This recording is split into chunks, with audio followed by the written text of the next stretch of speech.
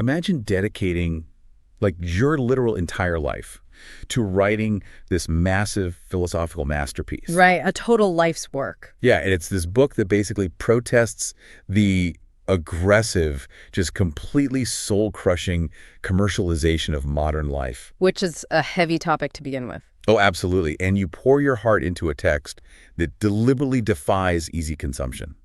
Like, you structure it without chapters or clear breaks just to force the reader to actively struggle with the ideas. Because the struggle is kind of the whole point for him. Exactly. And then you die, right before it's completely finished. A tragedy in itself, really. It is, but then when it's finally published in English, the publisher completely ignores your entire life's work. They just throw the whole philosophy out the window. They literally chop it up. They add these catchy main headings and subheadings.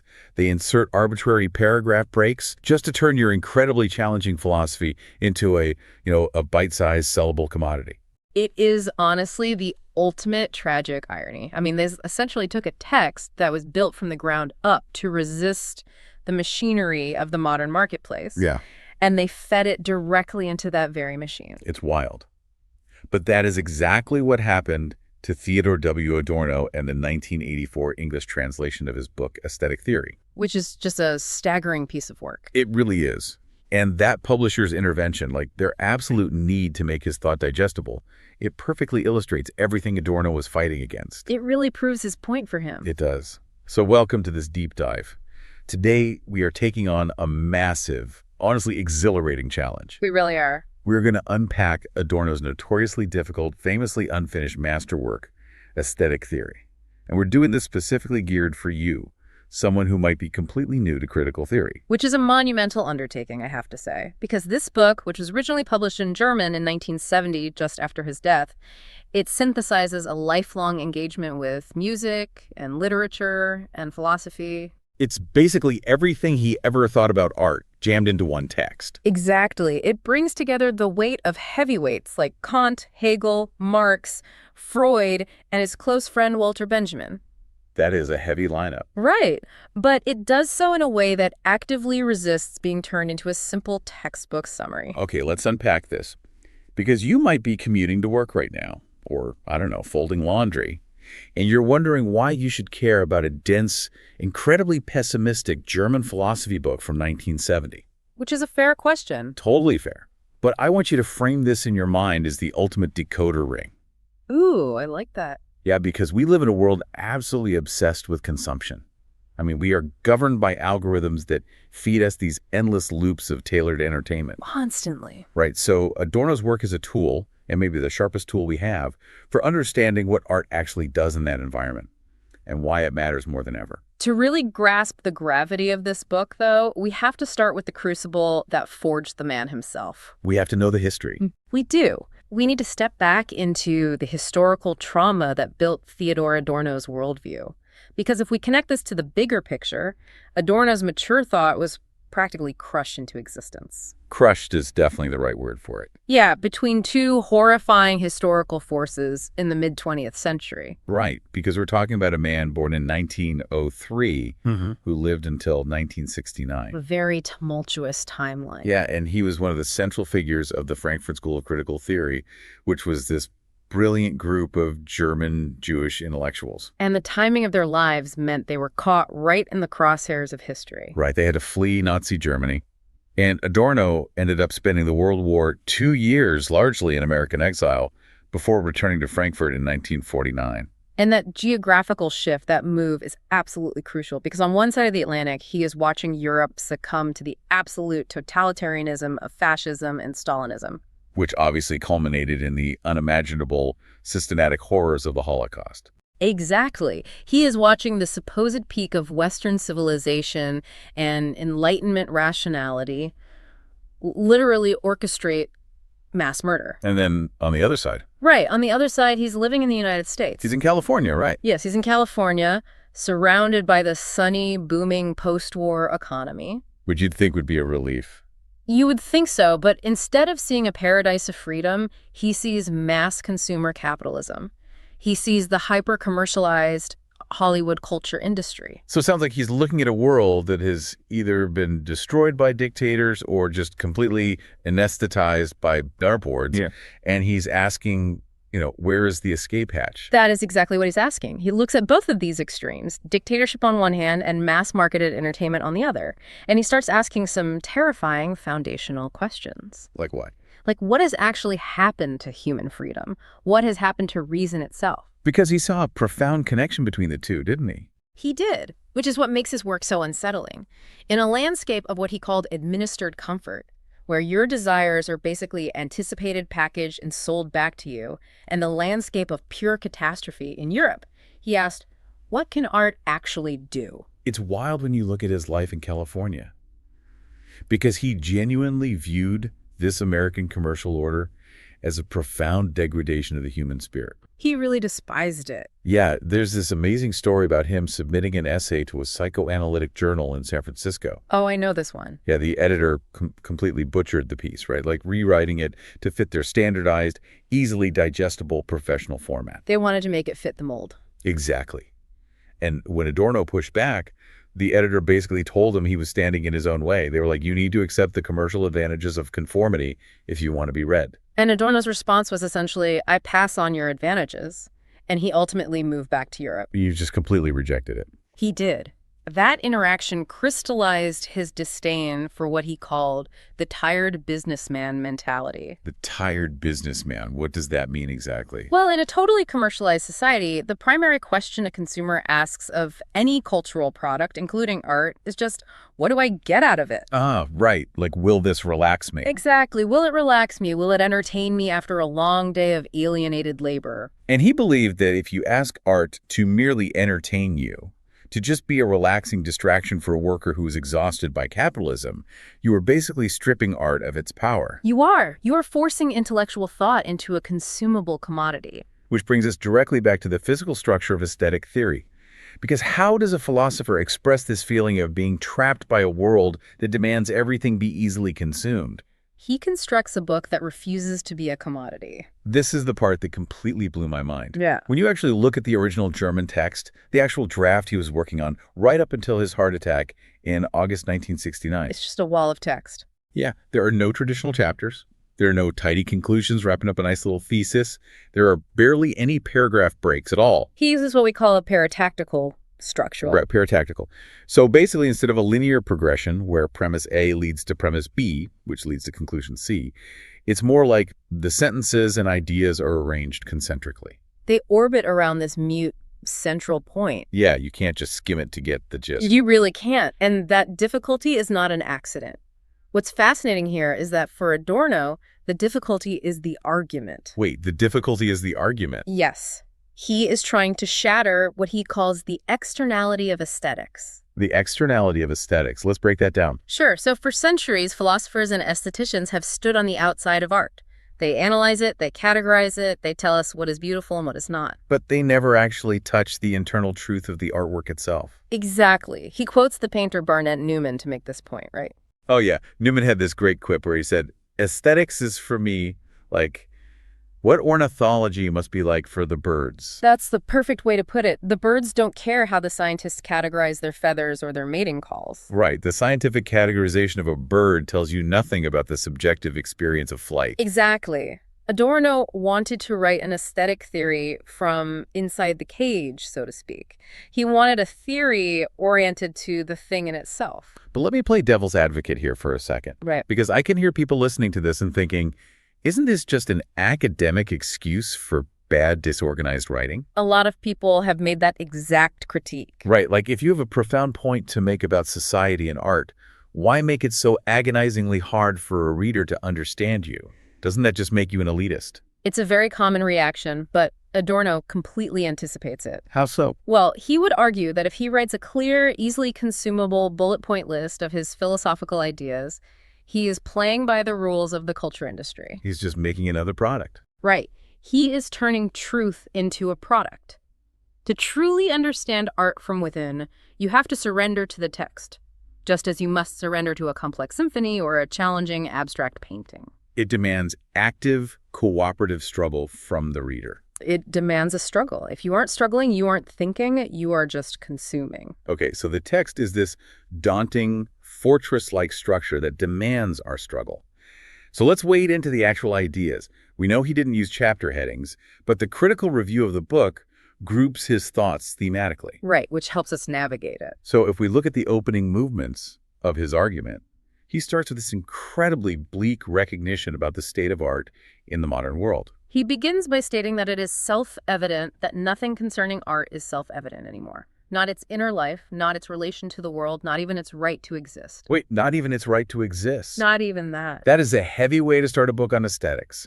Why is art's very existence suddenly up for debate? Because he is looking in the rearview mirror at the massive artistic revolutions that exploded around 1910. Oh, right. So we're talking about modernism. Exactly. Think of Arnold Schoenberg breaking classical musical scales and inventing atonal music. Or Franz Kafka writing these bizarre, nightmarish stories that defied all normal narrative conventions. Or Wassily Kandinsky painting completely abstract shapes. These artists set out on a sea of the inconceivable. They broke all the old rules. They did, because they believed it would usher in absolute aesthetic freedom. But that absolute aesthetic freedom didn't actually translate to the real world, did it? No, it didn't. The expansion of artistic possibility eventually collapsed back into new, rigid constraints. And beyond just art, the world outside got so much worse. Exactly. More profoundly, the fact that art achieved this quote-unquote absolute freedom only highlighted the persistent, horrifying unfreedom in the actual social world. The contrast just became unbearable. So art achieves this autonomy, meaning it frees itself from being a religious cult object or state propaganda or just a catchy commercial jingle. It exists purely for itself. Right, it's autonomous. But in a world that is totally administered, where everything else is bought and sold, art's pure autonomy starts to look a little suspicious. Like, what are you doing over there in the corner, just being free while the rest of the world burns? Precisely. And this creates what Adorno basically calls art's double character. Double character. What does that mean? On one hand, authentic art must be autonomous. It must follow its own internal rules and logic. But on the other hand, it is undeniably a fate. A social fact. Yes, a social fact. It is an object made by human labor in a specific historical moment, which means it is completely saturated with the social realities of its time. And he wrestles heavily with the philosopher Hegel here, right? He does, very heavily. Hegel had this famous and somewhat terrifying thesis about the end of art. Right. Hegel argued that art was just an early, primitive stage in the human spirit's journey towards self-comprehension. And that eventually, higher forms of thought like religion and pure philosophy would supersede it. Art would become obsolete. And Adorno takes that warning incredibly seriously. He sees that art genuinely could die. He looks at the French poet Arthur Rimbaud to illustrate this. Rimbaud is a fascinating example. He is. Rimbaud famously declared that one must be absolutely modern. He pushed poetry to its absolute limits, revolutionized the form, and then It just stopped. he completely abandoned writing in his early 20s and became a colonial merchant in Africa. It's crazy. And for Adorno, Rimbaud's sudden silence is a terrifying premonition. It shows the very real possibility of art simply destroying itself because it can no longer justify its own existence. Exactly. So the natural instinct for society, or for an artist facing this, is to say, well, let's save art by giving it a practical job. Right. Let's make it useful. Let's turn it into political propaganda to fight the fascists. Or let's use it as psychological therapy or educational material for children. But Adorno says no, absolutely not. He is vehemently against that, right? Extremely vehement. He warns that if you try to rescue art by giving it a direct, practical social function, you doom it. You destroy the very thing that makes it valuable. Yes. The moment art becomes a tool for a specific agenda, even a righteous, well-meaning political agenda, it ceases to be art and becomes just another instrument in the administered world. Okay, here's where it gets really interesting for me, because he has to solve a massive puzzle here. If art can't be a direct tool for society, how does it actually relate to the real world and real history? How does it carry meaning without just being a political pamphlet? Exactly. And to explain this, Adorno introduces this brilliant concept of sedimented content. This is one of his most powerful mechanisms, without a doubt. He argues that there is no such thing as pure form. So form isn't just empty structure. Right. The formal elements of art, the shape of a poem, the structure of a melody, the perspective in a painting, they are actually just historical content that has been absorbed and hardened over time. I want to make sure we nail this concept because it's so crucial. So imagine a composer in the 18th century writing a symphony. and they include a minuet. Okay, a classical minuet. Right. To a modern listener, a minuet just sounds like a pure musical structure, like a set of formal, abstract rules about tempo and rhythm. But Adorno points out that the minuet carries the historical memory of aristocratic dance. It carries the actual physical movements. It carries the movements, the social hierarchies, and the specific rituals of a bygone court society. That lived social reality has sedimented into the musical form. It makes me think of the QWERTY keyboard on a modern smartphone. Oh, how so? Well, you pull up your phone to send a text, and the digital keys are arranged in this seemingly random, pure form, right? Q, W, E, R, T, Y. Right. But that shape is a historical relic. It was designed in the 19th century for mechanical typewriters, specifically to separate commonly used letters so the physical metal arms wouldn't swing up and jam together. That is a phenomenal analogy. Right? Today, the mechanical constraint of metal arms jamming is completely gone. We are typing on flat glass. But the history of that mechanical struggle is sedimented into the modern digital form. The form literally is the history. And that analogy validates Adorno's point beautifully, because if you try to analyze the smartphone keyboard purely formally, if you just look at the glass screen and the code without knowing anything about the history of metal typewriter arms, you are blind to its actual significance. You completely miss the truth of why it exists. Exactly. And for Adorno, all artistic form carries the ghost of past social content. Analyzing art purely formally blinds us to its historical truth. Okay, so if traditional forms are just carrying the ghosts of the past, what happens when artists try to shake off those ghosts and create something completely new? Because eventually, those old forms stop working, right? They do. Over time, the materials of art lose their natural authority. They just get worn out. Exactly. The musical scales that sounded revolutionary in 1800 sound totally cliché by 1900. The poetic vocabulary that once moved people to tears starts to sound like a cheap greeting card. And Adorno references Hugo von Hofmannsthal's famous Lord Chandos letter here, right? He does, which is a fictional text about an aristocrat who completely loses faith in language's ability to mean anything at all. The old tools become exhausted. They can no longer grasp the complexity of modern reality. And into this void, into this crisis where the old forms are exhausted, steps the machinery of the culture industry. Yes. We touched on this earlier with Hollywood and mass media, but we need to look at exactly how Adorno sees this operating on our psychology. Because it's not just about selling tickets. It's deeper than that. Much deeper. The culture industry fundamentally transforms artworks into commodities, but it does so by altering the very mechanics of aesthetic experience. How so? Well, traditionally, if we look back to Hegel again, authentic aesthetic experience required a kind of surrender. You give yourself over to the artwork, you enter its world, learn its rules, and in doing so, you are changed. Hegel called this the freedom to the object, right? Right. But the culture industry reverses that entire process. Completely. Yes. The modern consumer doesn't lose themselves in the work. Instead, the culture industry manufactures a product explicitly designed to mirror the consumer's pre-given standardized emotions back at them. So the art doesn't challenge you to grow, it just strokes your existing ego. Exactly. So instead of being challenged by a piece of art, you're just being validated. The mass consumer just arbitrarily projects their own impulses onto the cultural object. Think of a formulaic romantic comedy or a standard pop song. You aren't discovering a new emotional landscape, you are just hearing a standardized echo of your own manufactured desires. Right. The art becomes an object to be rapidly consumed and discarded, rather than an object to be deeply experienced. That is a chilling observation. And he was articulating the roots of this in the 1940s and refining it in the late 1960s. It's incredibly prescient. So if the culture industry is just a giant mirror recycling our own standardized emotions, what is the alternative? For an artist trying to create authentic work, what do? Adorno points to the absolute life or death necessity of the new. Okay, the new. But we have to be careful here, right? Because novelty is also a strict requirement of capitalism. A corporation always needs a quote-unquote new and improved product to sell you. Exactly.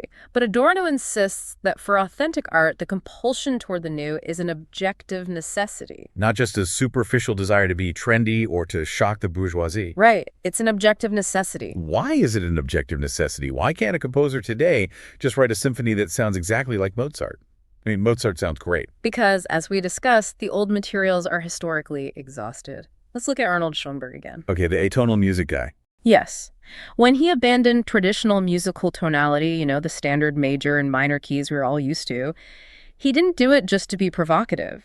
Tonality had been stretched to its absolute breaking point by late Romantic composers like Wagner and Richard Strauss. The internal tensions of those chords simply couldn't be resolved anymore without sounding dishonest. Exactly. So the choice wasn't between writing old music or new music. The choice was between honest art and dishonest art. Wow. Regressive art.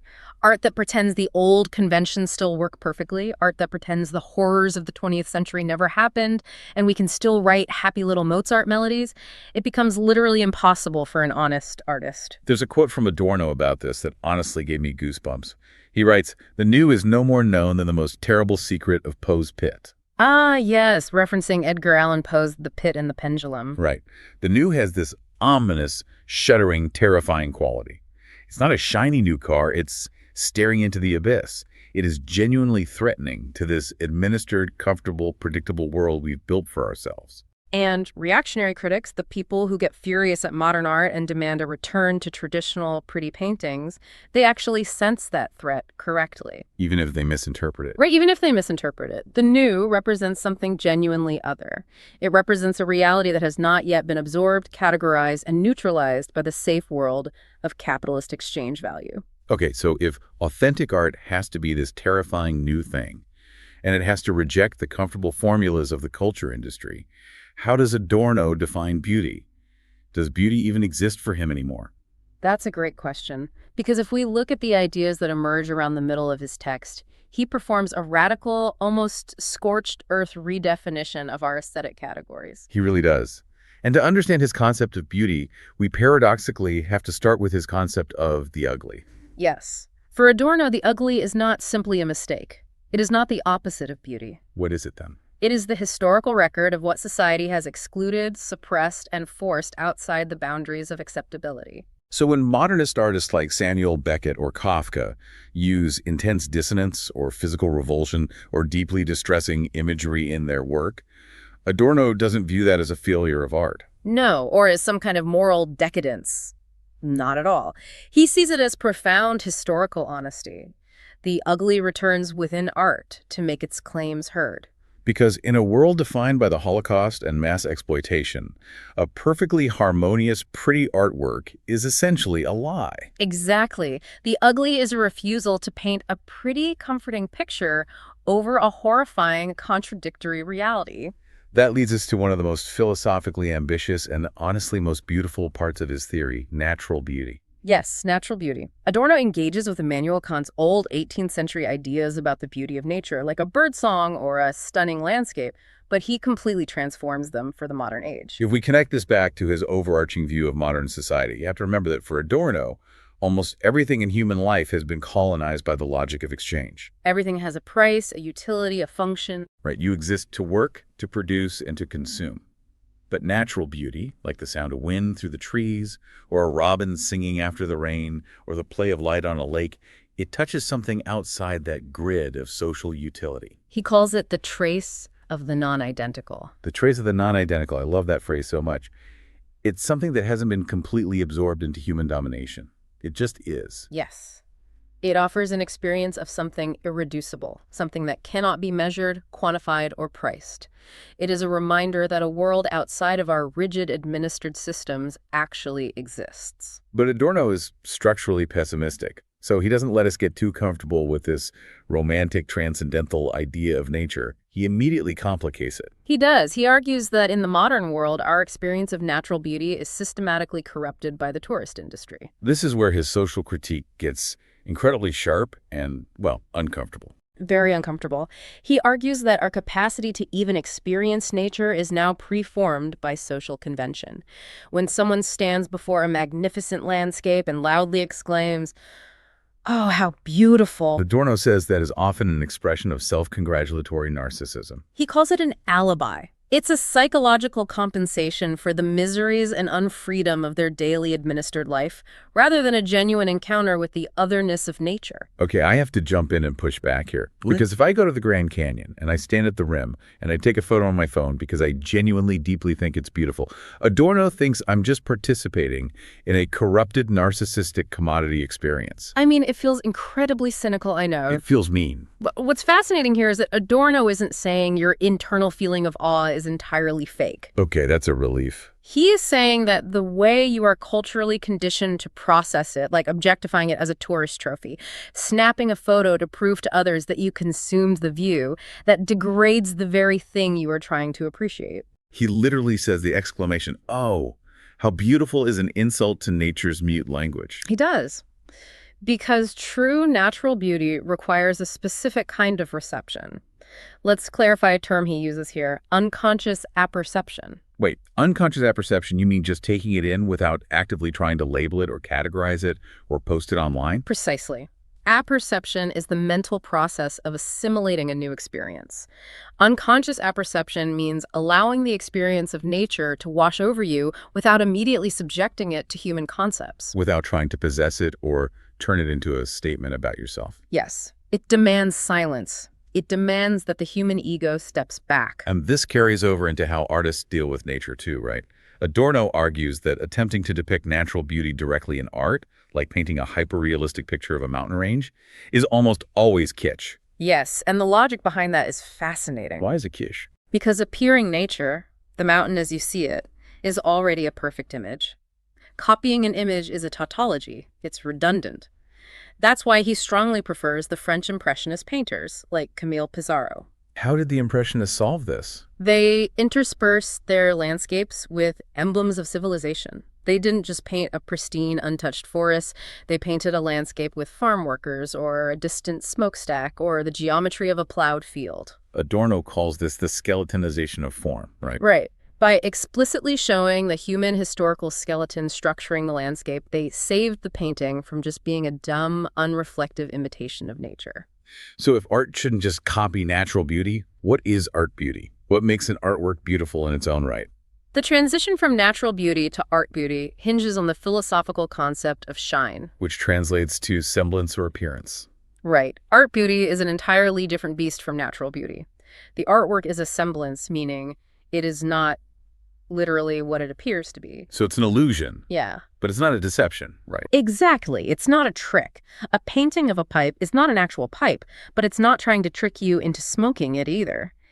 This semblance, this shine, is the only mode in which truth can take sensuous, physical form in a fallen world. It allows what does not yet exist, like the reconciled, free world that is blocked by our current social reality, to briefly appear. Adorno uses the term erscheinung, or apparition. It's this almost secular theological moment where the artwork suddenly exceeds its physical materials, the canvas, the paint, the musical notes, and shines with something profound and beyond itself. And to achieve this apparition, the artwork has to undergo a process he calls Vergeistigung, or spiritualization. Yes, this is essentially art purging itself of crude, unrefined material to become a pure vehicle for truth. But it's a dangerous tightrope walk, because if art becomes purely spiritual, purely formal and abstract, it loses touch with its earthly historical roots. Which brings us precisely to the deepest mechanisms of his theory. If art is this delicate semblance, how does it actually speak to us? How does it communicate truth without just becoming a political pamphlet? This involves three massive concepts, right? Mimesis, expression, and truth content. Yes, let's start with mimesis. Now, when most people hear mimesis, they think of a mime in a box with white face paint. Right, but Adorno means something much older and deeper. He means the archaic, anthropological human capacity for resemblance, like a shaman dressing as an animal to understand the hunt. Or an ancient tribe dancing to mimic the rain. It's a preconceptual, physical sympathy with the world. And if we look at the history of human progress, with the rise of Enlightenment, rationality, science, and the domination of nature, that mimetic impulse was violently driven out of practical, everyday life. We don't do rain dances to water our crops anymore. We calculate fluid dynamics and build irrigation systems. Right. Rationality conquered mimesis. But mimesis didn't just disappear. Adorno says it took refuge in art. Art becomes the sole remaining organ of mimesis in a world that has otherwise tabooed it. Art allows us to relate to the world not by dominating it, but by resembling it. And this mimesis enters the artwork through the next concept, expression. But we have to be incredibly careful here. The text is very clear that for Adorno, expression is not the artist's personal feelings. No, it is not a diary entry. It is objective speech. This was a huge paradigm shift for me. When we hear profound sadness or resignation in a piece of music by Franz Schubert, we are traditionally taught to think, oh, Schubert must have been very depressed when he wrote this. Well, but Adorno says, no, we aren't hearing Schubert's biographical sadness. We are hearing the objective gesture of sorrow itself. Exactly. Or take Kafka. When we read Kafka's nightmarish stories, it's not Kafka expressing his personal psychological neuroses about his father. Right. The artwork is the objective encipherment of the horrors of the administered world. The artist is just the vessel, the instrument through which the historical moment expresses itself. And that leads us to the absolute summit of Adorno's theory, the single most important concept in the entire book, truth content, or Wahrheitsgehalt. This is where he really lays his cards on the table about why art matters. Truth content is not the message. It is not the moral of the story. It is not what the artwork says thematically. Truth content is whether the work in itself, in its deepest formal constitution, is true or false. And here is the philosophical kicker. This truth content is inaccessible to simple observation. It can only be unlocked through philosophical interpretation. Exactly. Okay, this is incredibly abstract, so let me try an analogy. Tell me if this tracks. Think of truth content like the atmospheric pressure in a room during a bitter, silent argument between a couple. Okay, atmospheric pressure. Right, so the message or the theme might just be the mundane words they're saying, like, can you pass the salt? But the truth content is the invisible, undeniable physics of the situation. The tension, the years of historical weight in your relationship, the impending breakup. You can't point to the pressure, but it determines every single movement in the room. Exactly. And you almost need an outside observer, like a therapist, or in Adorno's case, philosophy, to articulate the invisible physics of what is actually happening. That analogy holds up perfectly. The truth content is present in the work as a force field, not as a proposition. You can't just underline a sentence in a novel and say, aha, here is the truth content. Right. This is exactly why Adorno says aesthetic experience is not genuine experience unless it becomes philosophy. Art inherently needs philosophy to release its truth content, to articulate that invisible atmospheric pressure. But the reverse is true too, right? Philosophy needs art just as much. Yes, desperately. In a modern capitalist world, reason has become purely instrumental. Instrumental reason is only concerned with calculating means to ends, profit margins, efficiency, logistics, maximizing output. Philosophy itself is in danger of becoming just another calculating tool. Philosophy needs art to access non-instrumental reason. Art is one of the only remaining realms where true meaning, rather than simple calculation, can still appear. Art and philosophy are locked in this mutual dependence. They are. And this truth content isn't a static, eternal thing. Sources note that it is historically variable.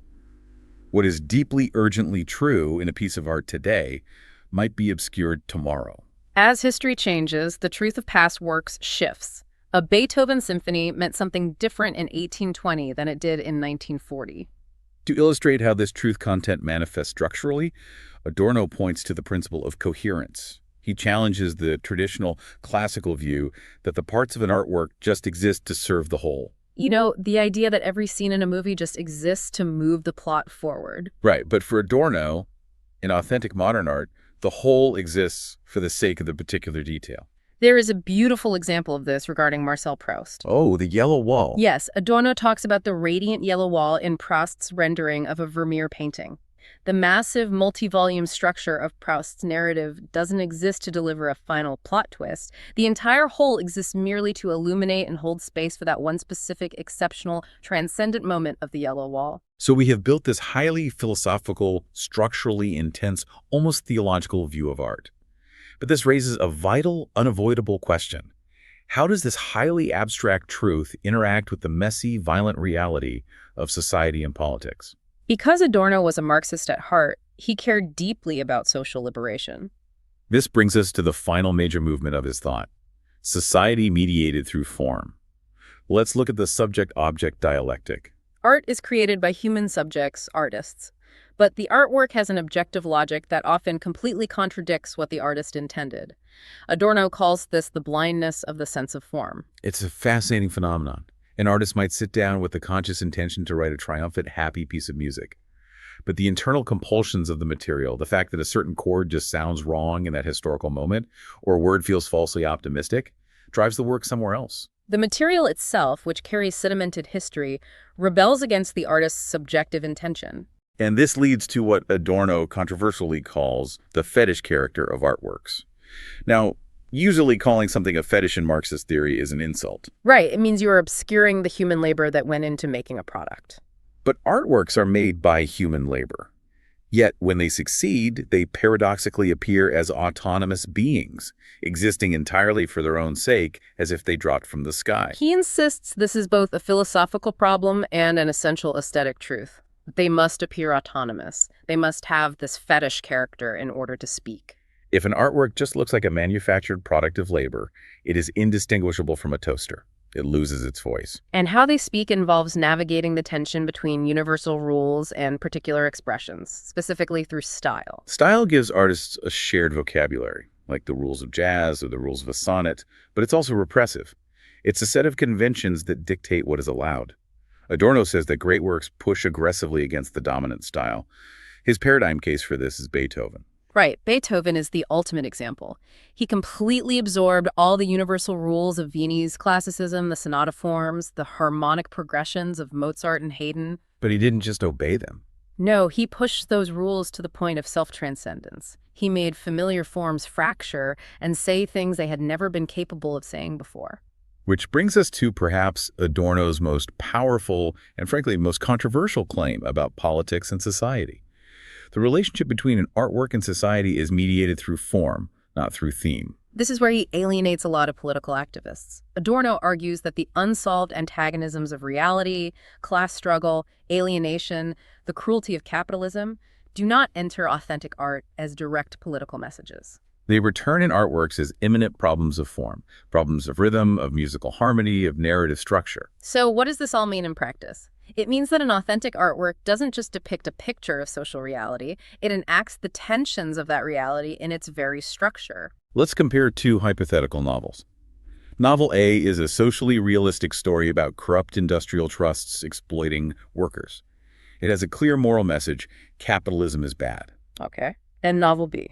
Novel B is a formally complex, bewildering, fragmented novel by Franz Kafka where a man turns into a bug and the narrative logic constantly collapses in on itself. Right. Adorno would say novel A is just a political pamphlet disguised as art. It actually comforts the reader by presenting a clear, solvable problem. But Kafka's formally radical novel shows the actual psychological horror, the alienation, and the incomprehensibility of monopoly capitalism far better and more faithfully than the literal story about the factory workers. Exactly.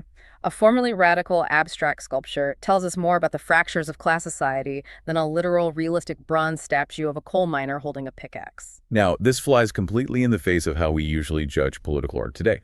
If you look at modern political art, the message usually has to be painfully obvious. The politics have to be worn on the sleeve. You have to know exactly what the artist is protesting. Adorno would argue that our modern demand for obvious political messaging is a disaster for art. Genuine political insight requires formal mastery and structural dissonance, not thematic illustration. If you just illustrate a political point, you are stripping art of its unique power. You're reducing it to the level of advertising, just selling a political brand instead of a consumer product. But there is a danger even for formally radical art, which Adorno acknowledges: neutralization. Over time, even the most radical, dissonant works get domesticated by society. They become classics. Surrealism is his classic example of neutralization, right? Yes. Surrealism began in the 1920s as a radical, shocking attack on bourgeois consciousness. It was meant to destroy everyday logic. But how did it end? It ended with Salvador Dali painting portraits for high society and surrealist imagery being used to sell perfume. The political force of art isn't guaranteed forever. The culture industry is incredibly efficient at absorbing rebellion and turning it into decoration for the newly prosperous. Okay, we've built up this monumental, towering, almost impenetrable fortress of Adorno's theory. It is brilliant and it is bleak. But we have to be impartial here. We have to step outside the fortress. The critical review of his work makes it very clear that this theory is not without its deep flaws and glaring contradictions. Let's look impartially at the critique of Adorno. The most persistent and obvious objection is the incredibly narrow selectivity of Adorno's canon. Who does this man actually consider to be producing authentic art? It's an incredibly small elite club. Schoenberg, Berg, Veblen in music, Kafka, Beckett, Proust in literature, and a few visual artists from the modernist avant-garde. It sounds like Adorno built a perfect, heavily armed philosophical fortress, but only allowed about 5 people inside. And he was notoriously brutal toward anything outside that club. He famously dismissed jazz entirely. He dismissed film. He dismissed popular music as nothing more than the standardized garbage of the culture industry. He argued that jazz, despite its appearance of improvisation, was fundamentally standardized and offered only pseudo-individualization. Critics, ranging from postmodernists to cultural studies pioneers like Stuart Hall and Frederick Jameson, have strongly argued that this shows a deep, crippling cultural parochialism. I mean, we have to acknowledge the timeline. Adorno died in 1969. He missed out on so much formally complex, popular music that emerged later: hip-hop, post-punk, complex electronic music. But even considering his timeline, his criteria were rigidly, stubbornly tied to the specific developmental logic of the European bourgeois art music tradition. If it didn't evolve from Beethoven and Wagner, he didn't know how to hear its truth content. It's a massive blind spot. And there are also significant political critiques from his own side of the ideological spectrum. Marxist critics, including the playwright Bertolt Brecht and the philosopher Georg Lukács, viewed Adorno's insistence on aesthetic autonomy as a profound failure. They argued that his demand that art refuse immediate political engagement and speak only through abstract form was a kind of political resignation. They essentially accused him of Mandarin detachment, sitting in an ivory tower analyzing the structural dissonance of a string quartet while the actual world is burning and people need clear, actionable political art to rally around. Adorno was intensely aware of this critique, though. He was. His counter-argument, as we've discussed, is that demanding art be immediately accessible and politically useful is actually capitulating to the enemy. It turns art into just another functional tool in a totally administered world. But the left-wing critique remains potent. Adorno's theory ultimately produces a hierarchy where the absolute best response to horrific social catastrophe is a demanding, abstract artwork that only a highly educated, privileged minority have the time or training to understand. And there's also a fundamental structural difference between Adorno and his great philosophical predecessor, Hegel.